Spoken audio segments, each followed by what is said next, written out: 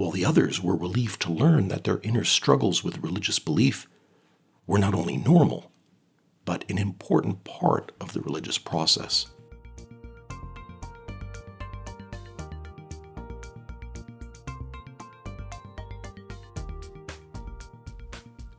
One of the first sermons I delivered as a congregational rabbi was about the nature of faith.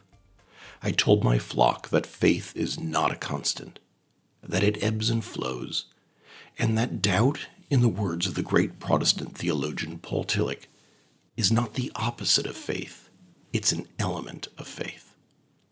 I was unprepared for the reaction.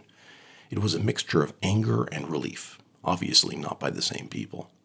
Those who were angry felt that in describing faith's transient nature, I had somehow devalued it, while the others were relieved to learn that their inner struggles with religious belief were not only normal, but an important part of the religious process. I had given them license to doubt, and it was exhilarating and terrifying. Both reactions are the result of the fact that despite the central role faith plays in our religion, the nature of faith is rarely discussed. It is simply assumed, and for many, the underlying assumption is flawed. Faith is not something that once attained can be ticked off one's religious checklist. It's not a proposition that simply requires affirmation. It is a living, complex, and ever-changing dynamic. It's only when one sees faith in this way that doubt, far from being an obstacle, becomes an important component of living faith. Kahlil Gibran put it succinctly, "Doubt is a pain too lonely to know that faith is his twin brother."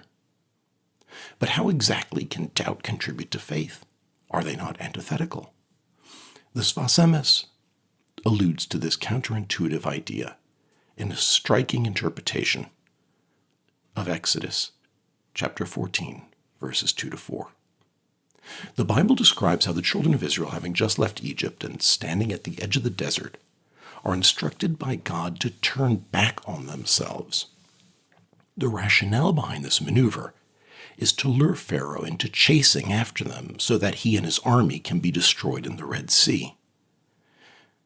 The verses read, "Pharaoh will say of the Israelites, they are astray in the land. The wilderness has closed in on them. Then I will stiffen Pharaoh's heart, and he will pursue them, that I may gain glory through Pharaoh and all his host. And the Egyptians shall know that I am the Lord." The Sfas Emes reads this text as a commentary on the nature of faith. Just when the children of Israel appear to have achieved the pinnacle of faith, manifested in the Exodus, they are commanded to return so as to repeat the process all over again. What the Sfas Emes seems to be saying is that faith is not so much an attainment, an end to be achieved, but rather a process. Once the process ends and one becomes secure and comfortable in their faith, it ceases to be faith, and instead it ossifies into dogma. To prevent this, a person of faith must keep repeating the process by returning to the void and re-emerging with renewed faith. The cycle of doubt, faith, is of course endless. The contemporary philosopher of religion, Richard Carney, has made a significant contribution to this idea by providing us with a new linguistic and conceptual framework called Anatheism. The prefix ana, explains Carney, means back again or anew. He writes that it represents the idea of retrieving, revisiting, reiterating, repeating, but repeating forward, not backward. It's not about regressing nostalgically to some past. It is a question, rather, of coming back afterwards in order to move forward again. So it is in this sense that I use the term anatheism as a returning to God after God.